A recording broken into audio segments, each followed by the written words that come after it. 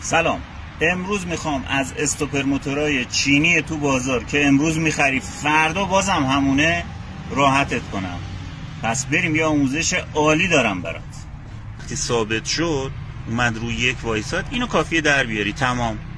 ولی اگر دور موتور ثابت نمیشه، مدام بالا پایین میره، اینه که در آوردی فیشو، 2 تا پیچ اینجا هست، پیچا رو در میاری، اینو درش میاری. اگر دور موتور بالاست، جهت باز کردن پیچ شکلیه، یه دور میچرخونی، باز میکنی، میذاری سر جاش. اگه اومد سر جاش که هیچ، نیامد دوباره در میاری، یه دور دیگه میچرخونی، نگاه میکنی پشت کیلومتر رو ببینی اومده سر خط اول وایساده یا نه.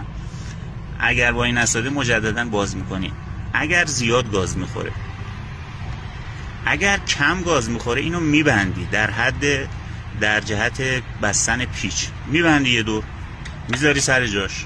اگر اومد وایساد سر جاش که هیچ، باز دوباره میبندی تا این تنظیم بشه.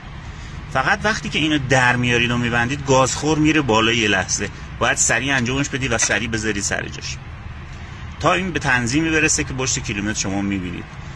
بعد از اون دیگه این ثابت خواهد ماند به صورت مکانیک.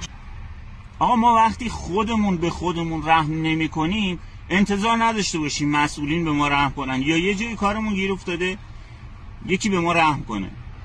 توی که این ویدیو رو میبینی، خیلیاتون، نمیگم همه، خیلی هم اصلا ارادت دارن، واقعا ما هم ارادت داریم خدمتشون، ولی خیلی هستن میبینن سیو میکنن اما حاضر نیستن لایکو بزنن روش.